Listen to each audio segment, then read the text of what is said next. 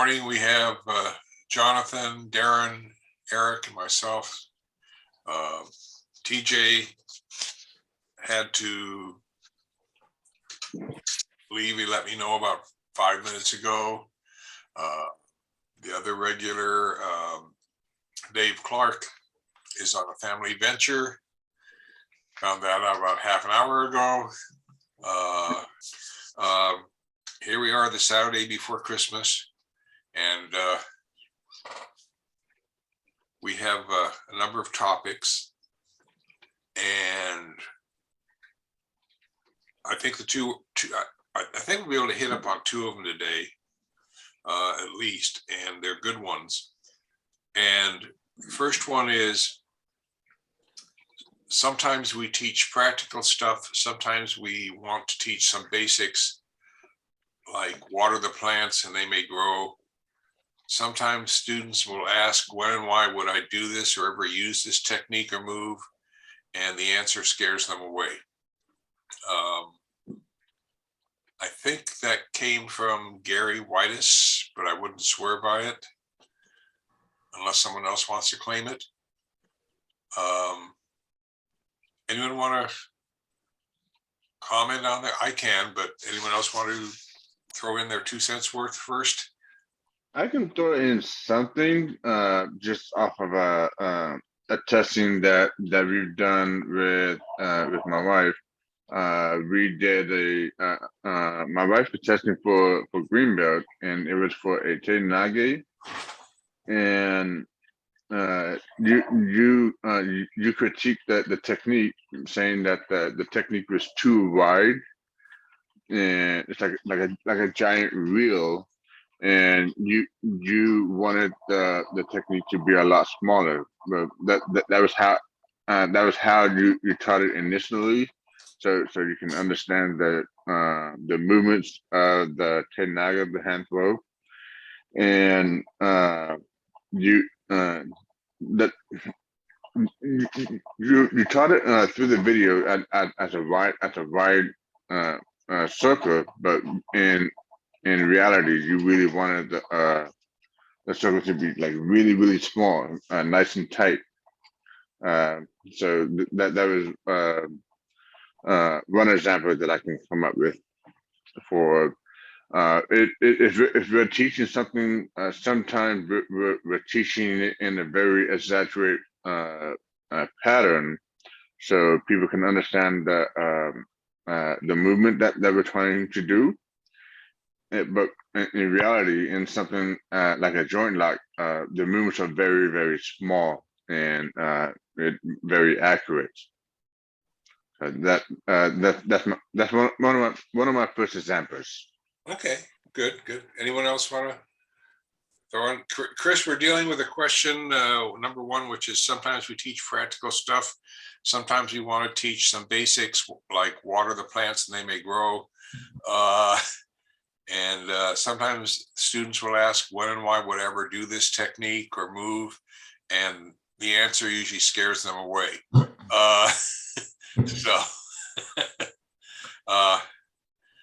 There's a term in Japanese called hajo undo, and the probably the closest translation is like supplementary things, supplementary exercises. So when you see it, it generally involves some kind of like weightlifting or physical, what we would call like a gym workout.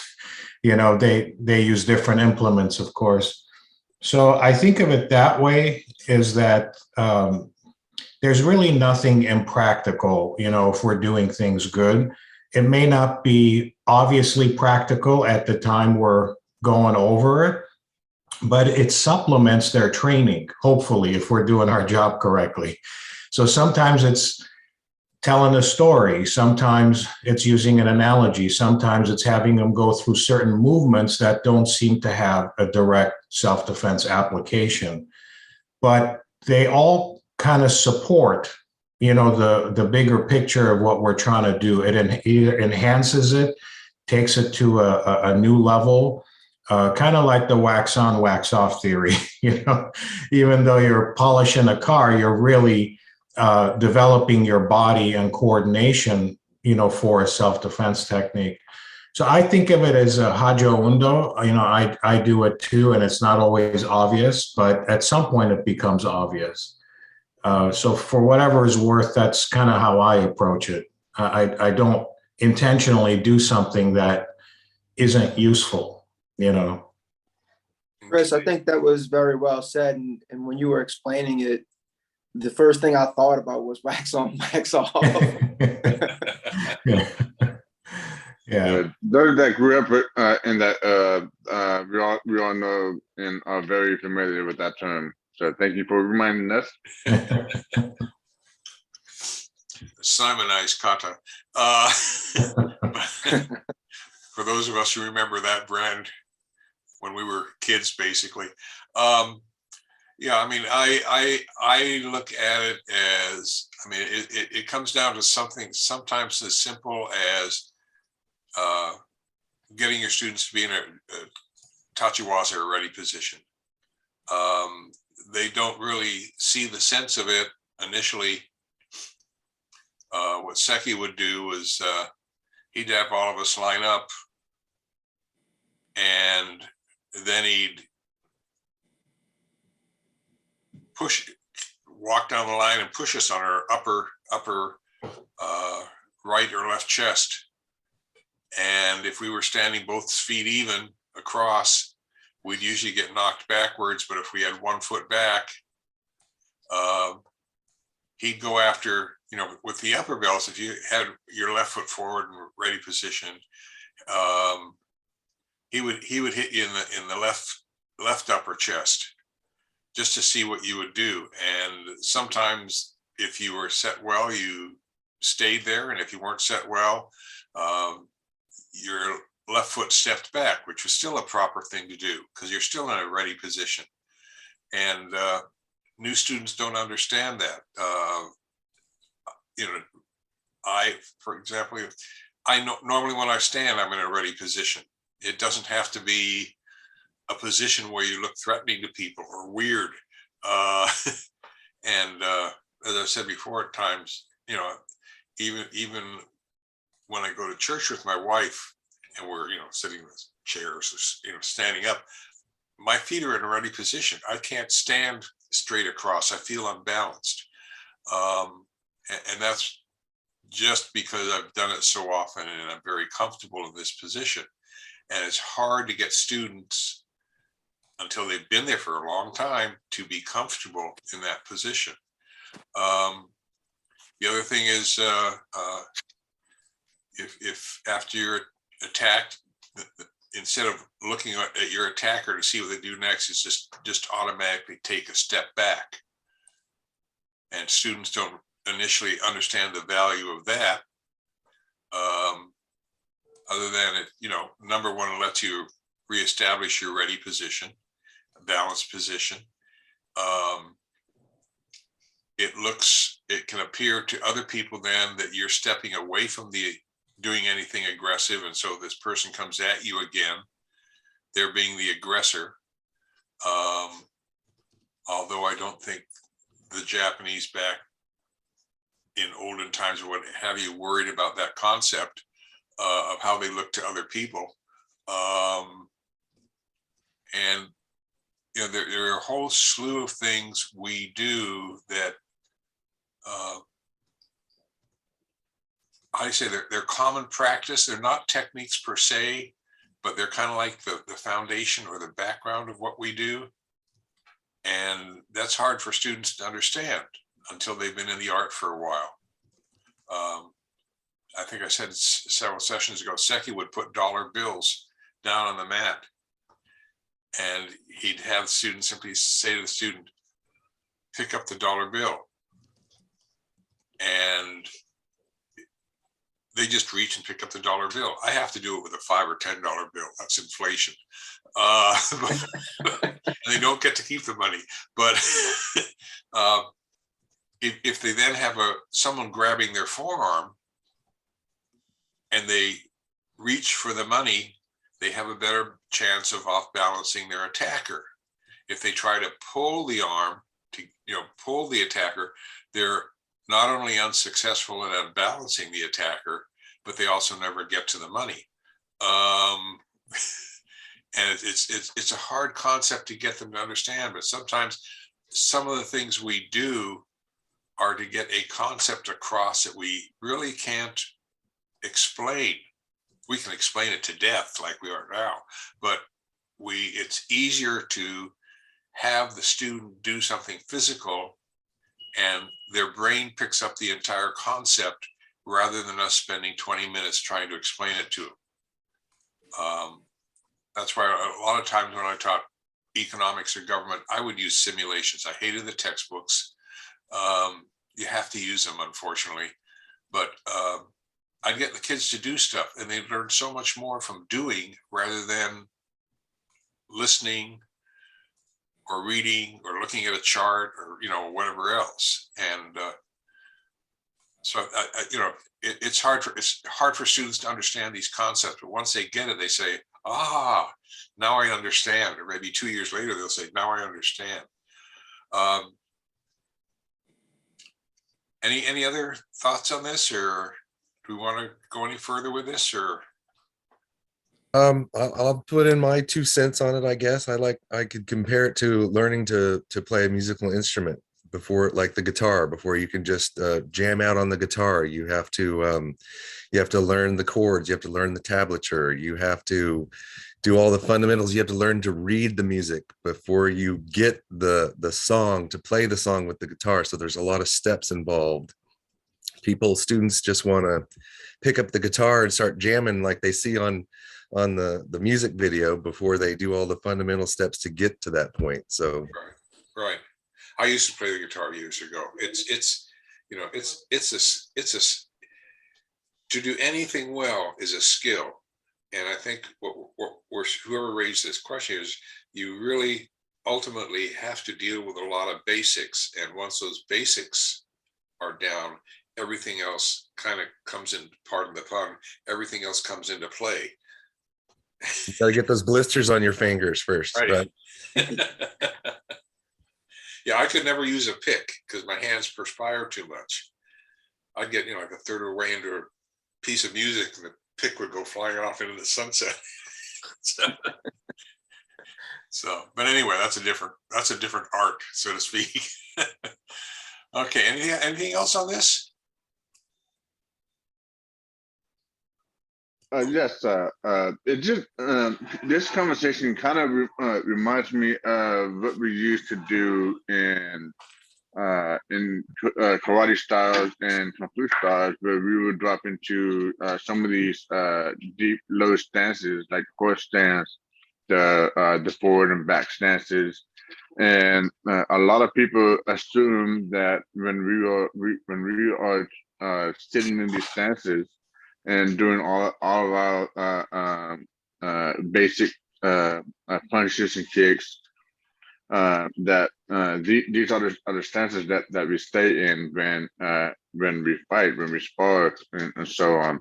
When really these staying in these positions, it's strengthening the body, strengthening the legs to be able to stay in that position, hold that position. But those stances are transitional. You're training to be able to move through those stances. That's what a lot of those stance holding is for. And that was something that I thought would help clear it up. That a lot of people are confused about these stances. I've seen this argument come and go throughout the years. So it was something that I wanted to bring up. Yeah, you had a word in there with it, which is absolutely hits the nail on the head, and that word is transitional. I think this whole thing of some of the movements we teach are all transitional moves so we could do what we do. And key with students is to get them to move through techniques, etc., in a smooth manner where they feel coordinated in what they're doing. And if they try to do things jerkily, it's not going to work. If they, on the other hand, can get their body organized, because basically everything we do up until the actual execution of the technique is transitional. If they can do all of that nice and smoothly, that actual technique execution is more or less frosting on the cake. And that's, you know, I'm glad you came up with the word transitional, because that's a lot of what we do is simply transitional. Even if it's stepping back into a ready position, you're stepping back, you're not really doing anything, except now you're ready for what you're going to do next. And you have to be able to do it smoothly so that you don't have to think about it. Anyway. Okay, let's go on to the next one, which is probably going to be a fun one. Not as fun as the myths, but what qualifies a person to teach a martial art? Should there be state or national government standards and requirements? That's a hot topic for this country, depending on your political viewpoint. Okay, who wants to? What qualifies a person to teach martial art? That's the easy question.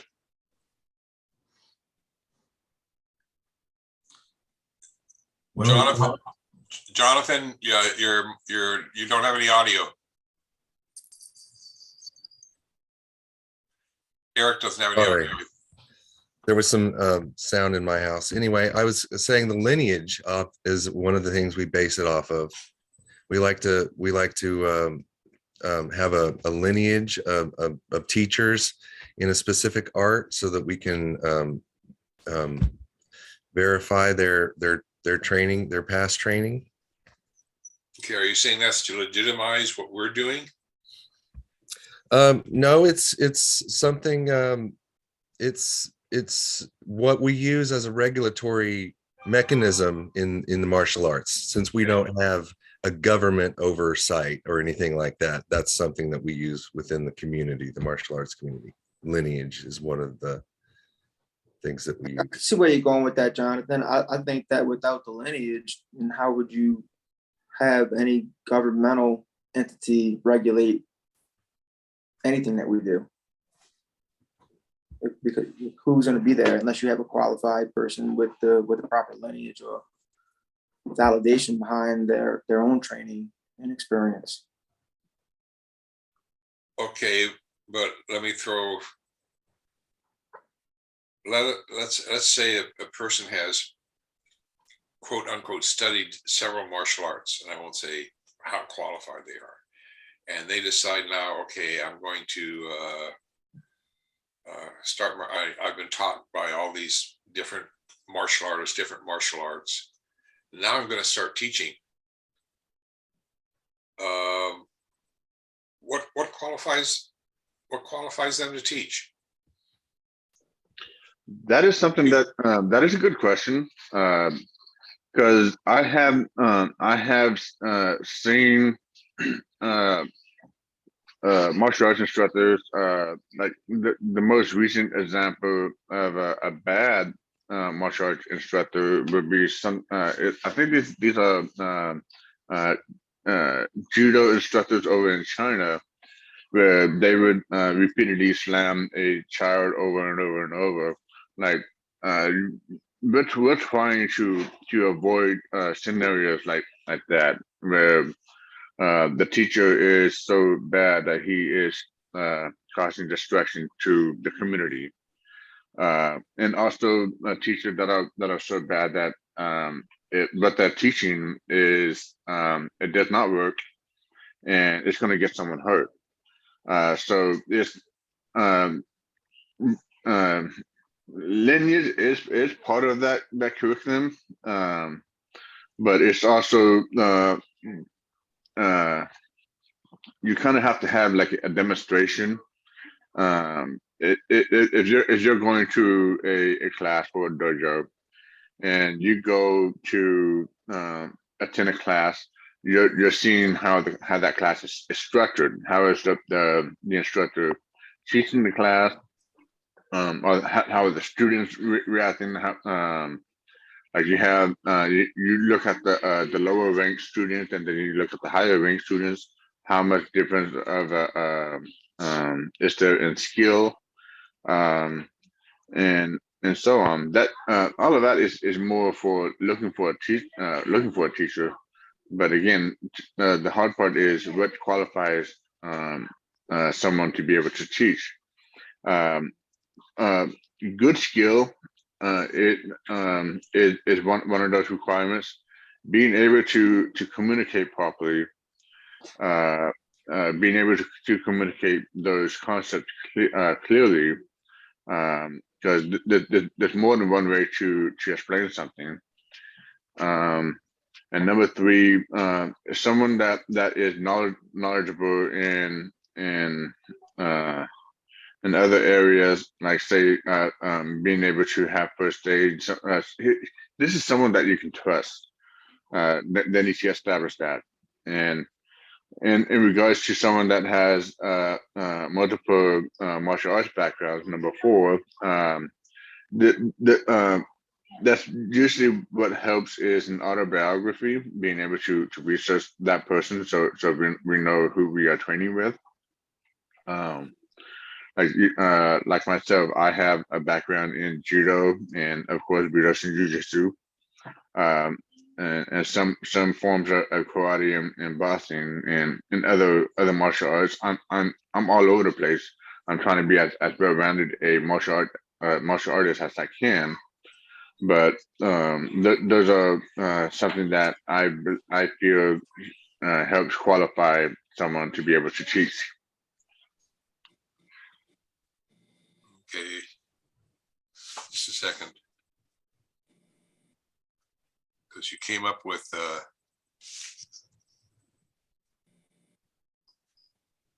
another topic, which is what makes a well-rounded martial artist, but we'll deal with that another time. Okay, but we're still, okay, you've given qualities, but I don't know if the question is, can an individual, is this question talking about, can an individual come up with a martial art on their own and teach it based upon, let's say, all your backgrounds? You pick and choose techniques and come up with something called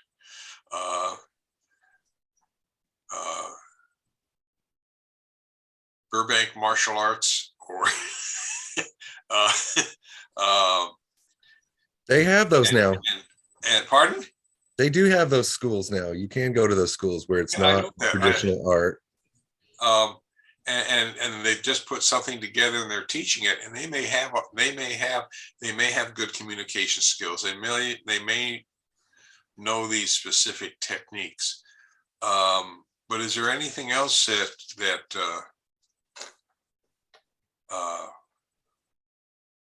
because if we can get into some touchy issues here, if we really want to proceed with what qualifies a person to teach a martial art. And so the question is, I'm still looking at what qualifies a person, or what should there be, what standard should there be? Because anybody can one to answer, because sorry. Yes, sir. This is America. Anybody can do anything. And it doesn't necessarily mean they're legitimate. And sometimes you create your own legitimacy when you can't get legitimacy from elsewhere. So the question still stands: what is there should there be something that is out there that says this is what qualifies you, regardless of what you know, who you are, how well you can communicate, and all that other neat stuff. You know, I've seen, I haven't seen it as much in the martial arts as I have seen it as a, I hate to say it, a school teacher dealing with some administrators. It's they're not qualified to be there. I mean, and I used to be a union rep, and I had to represent teachers who, in the rest of the faculty's opinion, should never have been given tenure, which makes them qualified to teach. So what if we're going to say what qualifies you, what are we looking for? I think Eric nailed a couple of topics, and say he talked about you know, being able to perform the technique was one of them, but in a lot of scenarios, just because you can perform technique doesn't mean that you can actually teach it. And then communication was really big. I think that's a key essential to being able to effectively be able to demonstrate, talk through, critique technique, and that's huge.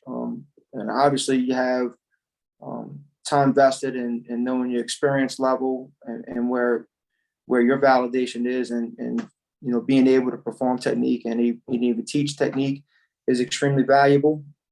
I see a lot of times these days you can go into what they refer to now as most of the time it's not more commonly referred to a dojo, but more or less a gym, and the instructors have no validation behind their own ability to teach, because the way that they've learned or the way that they've seen most of their skill set is either through reading books. And I'm not saying you can't learn through reading books. I'm just saying that the majority of their insight and their training ability is either through books or video, and not necessarily putting in the mat time to, you know, from someone who had passed it along.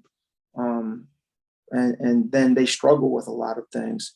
So those criteria right there alone, and then you need a specific individual that understands a lot of other things, not only just the parts that we would think that apply to martial arts, but if you're looking at the body and the anatomy and understanding, you know, how the movement is and what's going to cause something to happen, whether it's an injury or how the technique is effective. And then also some other things such as legal aspects. You know, what about that? Then you need to have somebody that understands the legal aspects and what they're passing along and what damage and how that can impact somebody's life, even in self-defense scenarios.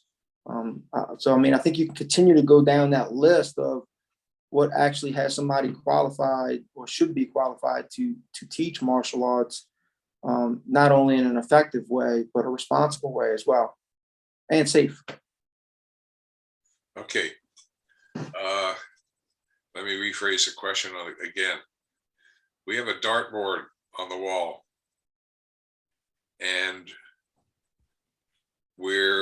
from my perspective, we're not hitting the center of the target.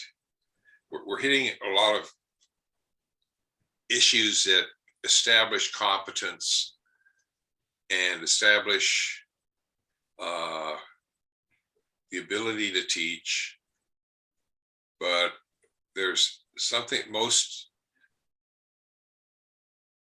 of you, how many of you belong to a martial arts organization? That was something I was just going to touch on. And one example of that would be, let's say, Shotokan Karate. Sometimes you'll see WKF, World Karate Federation. Another organization is Japan Karate Federation, JK. A lot of these different organizations are going to help qualify a person to be able to teach. Like sometimes they have to be at a certain rank to be able to teach.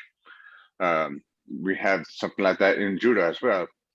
I don't remember if it's a certain rank that you have to be in, whether it's Shodan or Nidan in judo, to be able to teach and coach in judo. But yes, having those organizations are very helpful to help qualify a person to be able to teach, because they are a body that they are a body that holds a certain standard for instructors. Okay, okay, and they give. Do they give the instructor a certain level of credibility? I believe so. That's another another part of the equation. Okay, okay. So going back to the original question, what qualifies, or should I say, what should qualify a person to be able to teach a martial art? It ultimately could come down to just simply the acceptance of the students of the teacher, Okay, the social that's network. that's another direction, but yes, it ultimately comes down to the students. But what do the students look at? Because if you don't have students, you don't have a dojo. So why are they? What is attracting them to you as a sensei? No one wants to answer that question? It could be, I think it could be a lot of things. Maybe it's style, maybe it's system, that's come in. And, if you have, let's say you use Budoshin, if somebody's ranked in Budoshin, the organization has recognized that individual. And if that validates their ability to be able to teach technique and be responsible in those positions. Because they know that the lineage is there. The organization is a structured organization that's reputable. It's only a challenge because it's martial arts. Because when you think about the question, from any other perspective, what qualifies somebody to teach, it generally comes down to some type of legitimacy, which in the form of an organization or some notable individual that has basically blessed them as, you are qualified, right? When you get into martial arts, you don't necessarily have that. For example, our main drive is through the city of Burbank, right? So when people look to come, especially people that aren't familiar with me or the dojo, what they're looking at is the city of Burbank has legitimized, our dojo. So there's a higher authority that they take comfort and safety in. So if I'm teaching through them, I must be legitimate because they vetted me and I'm established in some way. Now, once they come, the focus shifts because you see for yourself, of course, but that kind of what gets them in. But if you're looking at kind of a commercial, endeavor, I don't think most people are looking at it from the same way. A lot of us have, certifications from very big organizations and things like that. But the average person doesn't know what they are. They don't know what the Japan Karate Do Federation is, or, these types of things. So to them, it doesn't mean anything. So what they're looking at is how long you've been around. Are there any issues that have been reported?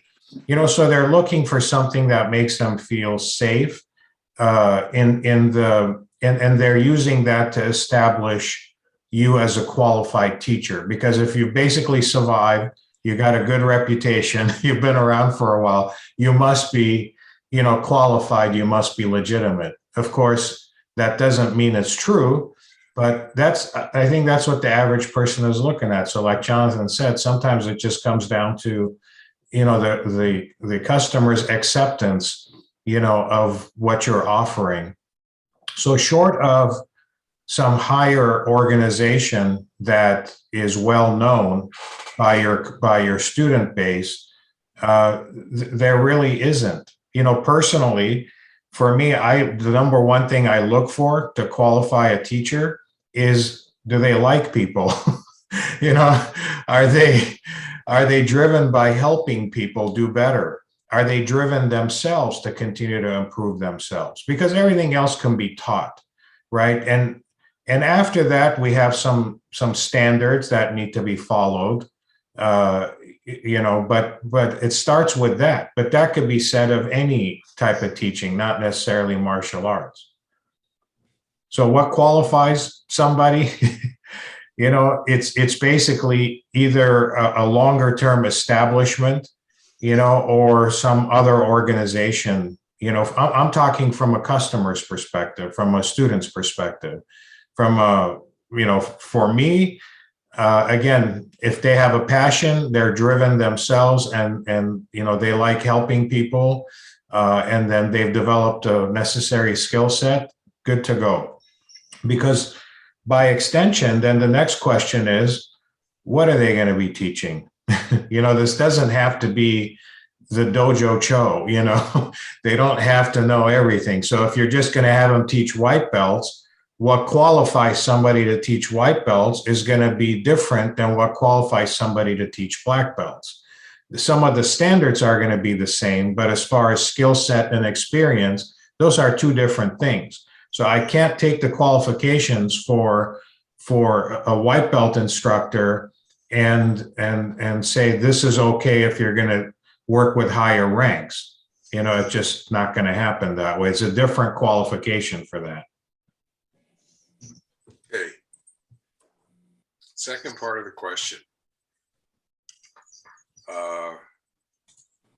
Should there be state or national governmental standards or requirements for martial arts instructors?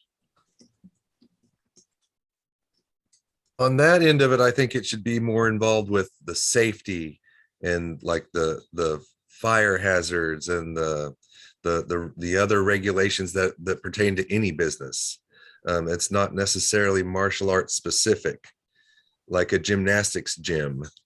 You know, they're not necessarily regulated for their gymnastics teaching skills, but they're more regulated for the capacity in the building, the safety in the building, the things like that. Okay. It's like the city Santa Cruz requires we have first aid training, which, and I of course add on their CPR, which I've never had to use, and concussion awareness training, which I've never had run into an issue with that. Well, once, many years ago, before they had concussion awareness training. And I require that because it creates, number one, I think a sensei should know that material just to be a good instructor in case, God forbid, something goes wrong in their dojo.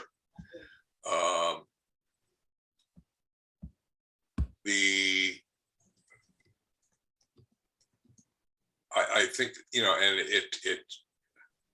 I've had black belts say, why do I have to have that? And I said, well, you may never need to use it, but if you need to use it and you do something wrong and you haven't had first aid training, you're going to be in trouble. And first aid training today is nothing like it was in the 1960s. Back in the 60s, see, we lost Jonathan. Back in the 60s, if you wanted to get basic first aid training, you had to know, you had to know 2-man, 4-man, 3-4-man carries. You needed to know how to use a tourniquet. You needed to know how to put a splint on a broken bone, even if it was a temporary splint. You needed to know what exactly to do for burns. I mean, today it's basically, if the person is breathing, don't touch them unless they're in shock. And so there are a lot of things that, first aid training doesn't teach much, but a lot of places require it just as a, they're doing it for their own CYA. You all know what CYA means? CYA policy. It's cover your assets. And they require it just for their own legal protection. Such as if you're teaching in a dojo someplace, most community programs require that you have some sort of accident insurance unless they're providing it to their members. You know, and these are outside requirements,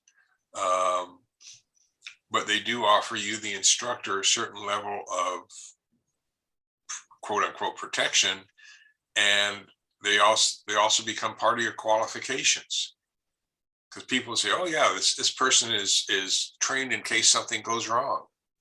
And it makes, as Chris said, it makes them feel more comfortable and more willing to be in your dojo because they feel safe. And that's it. But does anybody think there should be national or state? Normally I'm against government regulation for most things. But I tell you, over the years in the martial arts, I've softened my view. I don't know if I'd go as far as to say yes, absolutely, but I'm definitely heading in that direction over the years and thinking there should be some kind of regulation. And I only say that because, well, I think there's been a lot more inconsistency over the years in the way things are done. I think people can get hurt in some places unnecessarily. I think there's some people that should not be teaching at all. You know, I have no idea what they came up with. And we talked about lineage before. In the past, I know when I was a kid, basically, if you opened up a new dojo, there were at least a couple of challenges, you know, from the other, you know, dojos to kind of establish your legitimacy, you know, because they didn't want to get a bad reputation for martial arts.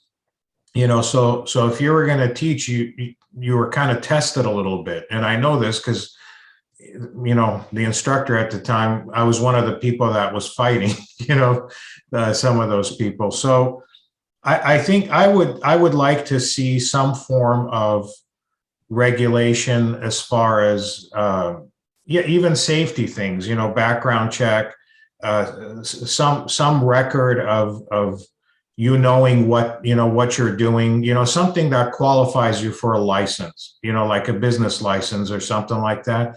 But as a teacher, because we have it for everything else. If you're going to teach in the school system, daycare, you know, whatever, anything I want to say legitimate, we have something for those.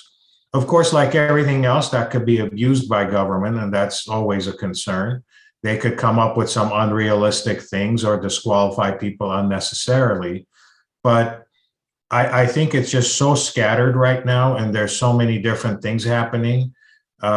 Somebody can walk into one place and have a completely different experience, you know, than another place as far as, you know, what the instructor is doing.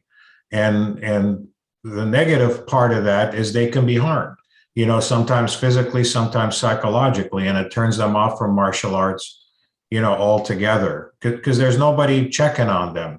You know, all we do is we do an after the fact in the form of a liability policy. So if you're sued, you know, you have insurance. Well, it'd be nice to prevent that from happening to begin with by having some kind of standard, you know, rather than just emergency treatment. Right. I'm going back to the city of Santa Cruz. Everybody all of my instructors, anyone who works with the public has to be fingerprinted. I mean, there are instructors I know that have gotten upset with it. As a public school teacher, I've been fingerprinted so many times. Yeah. It's kind of like, oh, well, you know, now they have a 30-second set of my prints. But again, it's something where they can do they can do, there is a background check that's done, and I think it's very legitimate. That and again, if you're working through a community organization, they're more than likely to do a background check than if you are your own private enterprise someplace, and that can raise concerns. One of the other issues, and this is from years ago, I know in some European countries have national licenses that are issued for teaching martial arts.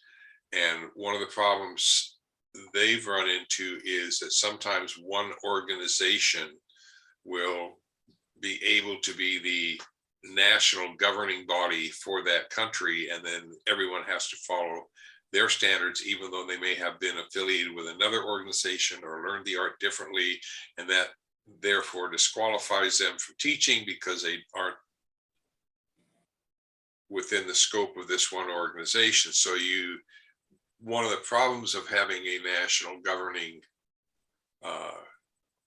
body, so to speak, official government body, is that it has to be open to different, let's say in karate, it has to be open to different organizations and different styles rather than just one style being the only official one and legitimate one. There was one other comment I wanted to make on that. You could even look at the AJA.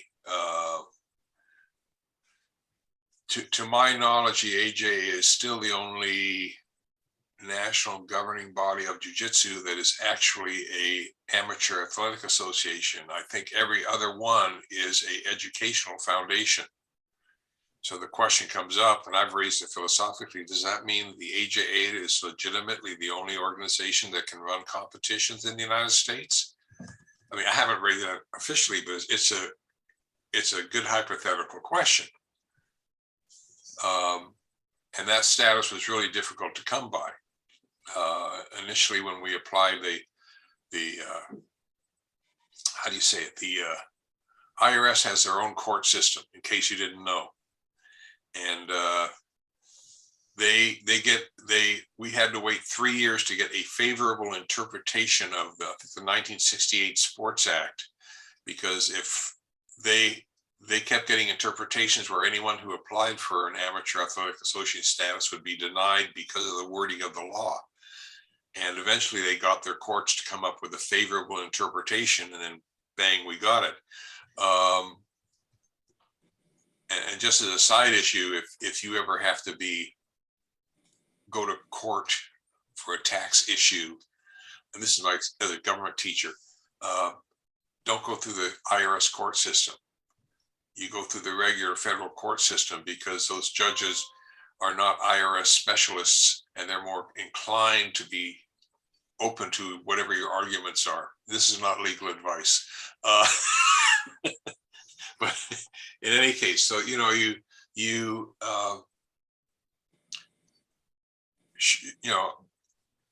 at what point should there be national or state standards? And I think we've said it should be mainly limited to safety and safety of the students.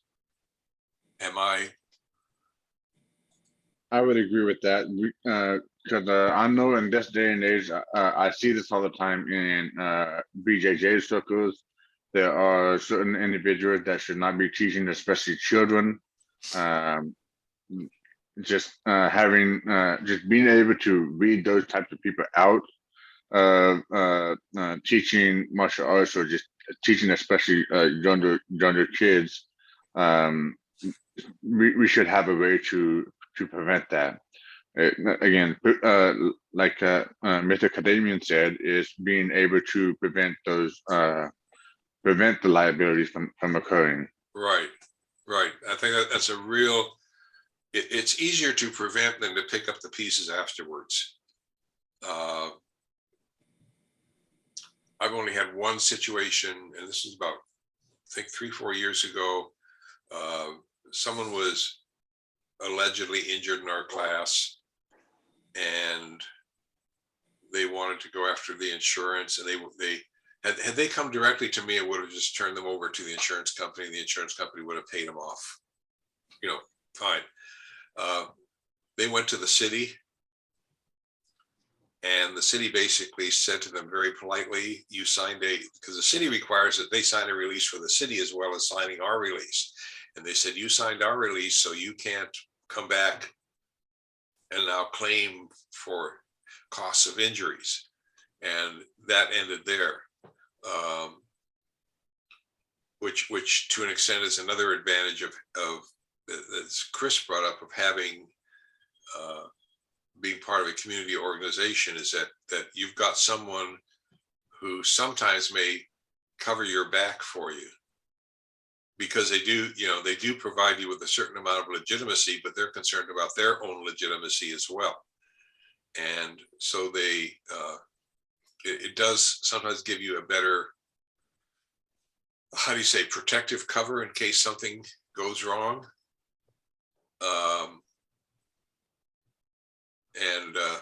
Because and again, but different cities have different criteria and follow different policies. And I'm sure states would follow different policies as well. So I don't know, I don't know how, and I think we're in agreement that there should be some governmental standards in terms of protect student safety and safety in the dojo. But how do you deal with the competency of the instructor? Or should that be a criteria for whatever you want to call it, permit or licensing or whatever you want to call it? How would you gauge the competence of the instructor, or should that be a criteria? Yeah, I mean, like everything else, you establish, some kind of a board with, for licensing from industry, represented from people with the industry. And, so if you're teaching, competition, then you need to be able to demonstrate that, you have knowledge of the rules, and the safety measures and whatever else, goes with it. If you're advertising as self-defense, well, there's some core things you should be able to demonstrate, and it doesn't, I'm not talking about technique or whatever that could, that could be whatever, but at least demonstrate some competency that, this qualifies as self-defense. Like if, you're teaching gun defense, and somebody puts their hand over the barrel, to stop a bullet, that should not qualify, as self-defense. But how the takeaway or evasion, may be, that could be, more flexible depending on what the person is teaching. But you should be able to demonstrate some core competency. And it should also be at some regularity, whether it's every year, every 5 years or whatever. And if it's not you, then it should be somebody that's teaching at your dojo, because it's a place of business, right? So, usually I'm against stuff like this, but when it comes to this, I've just seen so much stuff that's awful. And we get people all the time, unfortunately, that have had a bad experience, whether they've gotten injured or, some of the things I've heard are shocking. Of course, that's their side of the story, but I'm just saying, that some consistency would be good, Okay. I liked your comment about the hand over the barrel. Several years ago, I was doing gun defenses and we were using real handguns, which I do advocate on rare occasion, because that's a total, once you've made absolutely sure they're empty, unloaded, it's a real reality check. And the first technique, I don't know, I just took my index finger and stuck it in the barrel of the gun. and it got a tremendous laugh, but it also showed the absurdity of some of the defenses. You know, you can't, at the very least, I'd lose a finger if the gun fired. But it also humorously showed that if you're fast enough and know what you're doing, you can get to the weapon and do something with it. But I do agree I kind of go along with what Chris has said. There needs to be, in some cases, some determination of competence. In some cases, national organizations in the US do it, or regional organizations do a good job. And the reason I think you need those is because, particularly today, with the technology that's out there, anyone can make their own certificates. Yeah. And I mean, for anything, you could create your own college diploma, for that matter, and become a PhD in God knows what. And it's just a matter of someone, on the one hand, maybe a student. That's why I tell students, if you go into a dojo and you see a ton of wallpaper, walk out. If you see certificates and the instructor won't let you know who promoted or what organization, you know, you have as a student, have the right to check a person's certification. And you need to do that for your own peace of mind. And if that instructor won't give you the name or address of the promoting organization, turn around and walk out. If the certificate claims to be from an organization. And it's more of a consumer be, but that's for anything. It's always consumer be aware. And that's a sad commentary, but that's the way the world is. You know, for reference, in Japan and Korea, there are government organizations that certify martial arts organizations. Okay. and by extension, the dojos that are part of those organizations. Now, they don't force every dojo to be part of a martial arts organization, and they don't force every organization to be certified with the government. However, there are certain jobs, like being on the police force, their equivalent of the FBI and the CIA. If you're going to enter into one of those fields, they require a shodan from one of those organizations that was, you know, bestowed on you, because that ensures a certain level of quality, you know, and control, where they can take that and then kind of build on that. So that might be kind of a good option, you know, because then people that don't want to be a part of that, they're not forced to, because I don't think we should force things on people, you know. But if somebody feels that it's going to give them more credibility and it's going to help their, you know, them being established in their business, then they can be part of that. So the government can, you know, handle it that way, where AJA, you know, they can certify AJA as kind of a legitimate thing, and then those people that go through the AJA by extension would receive that same benefit, you know. Well, that's why some martial arts organizations in the US have gone through the, lack of a better phrase, registration process with the IRS for whatever their tax status is. And that seems to give them a certain sense of, it enhances their legitimacy. And there are other organizations that simply either won't or can't do that. And it's nice to be able to fall back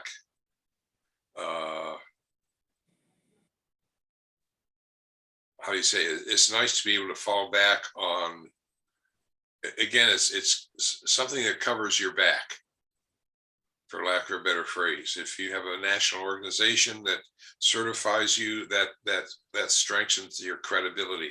If that organization is recognized by the United States government in some form or manner, that strengthens your credibility. And that's probably why martial artists, or many martial artists, try to be a member of a national organization, because it enhances their credibility. And so I don't know where else to go with this question. Does anyone want to? Yeah, one last comment. Since everybody's talking about certifications and all that, I heard recently that they are still in certifications in Thailand. You can be a certified Thai pad holder. What? Certified what? A certified Thai pad holder. What is that?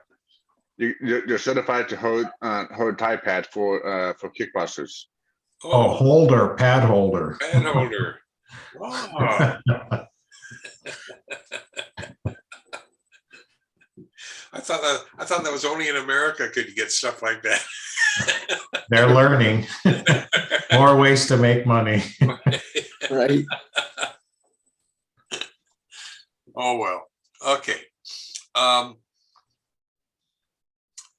Next question, and I don't know whether we want to get into this or call it quits for a day and save this for next week.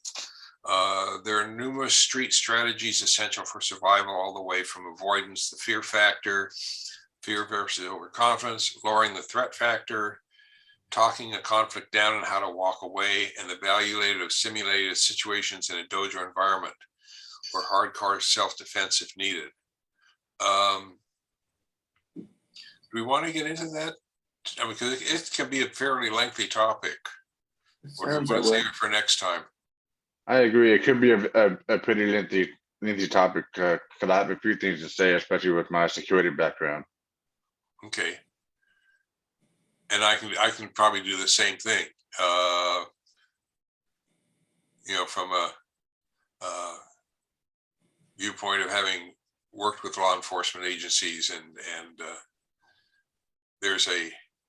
some of the things you're saying, from your perspective as a security officer are similar to that, I'm sure.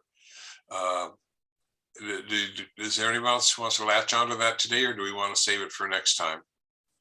I'm good either way. Okay. Jonathan or Darren, you want to? I've got some street smarts type advice that we could add to it. So there's probably plenty of in-depth discussion there. Okay. Darren, you want to? Sounds like it could go a lot of directions, Sensei. I'm good either way. If you want to start now, I'm good. But it sounds like we can get into a significant conversation. Okay, I think what we'll do in the interest of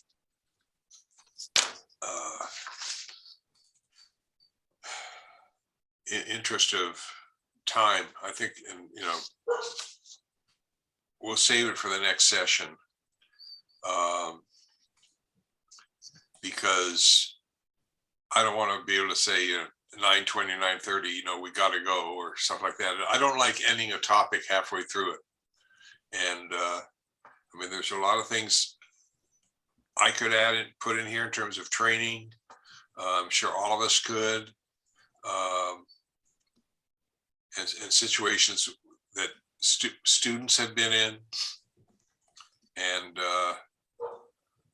so I think we're going to leave that for next time. So with that in mind, I hope Santa Claus is good to all of you. And our next get together will be on the 8th of January, because I don't think January 1st would be a good morning to have our first meeting of the new year, because some people might like to sleep in that morning. So in any case, so I want to wish all of you a very, very Merry Christmas, I want to thank all of you who have been through this. This is our, I think, our 28th Zoom workshop. I want to thank all of you that have been here for the duration, and hope you'll be with us next year as well. And have a happy New Year, safe New Year. There are a lot of idiots out there on New Year's Eve, so for lack of a better phrase, steer clear of them. Because I want to see you back here on the 8th. Anyway, so that's about it. So All right, I'll see you guys next year. take care. Merry Christmas, guys. Merry Christmas. Thank you. Happy New Year, everyone. Merry Happy New Year. Christmas.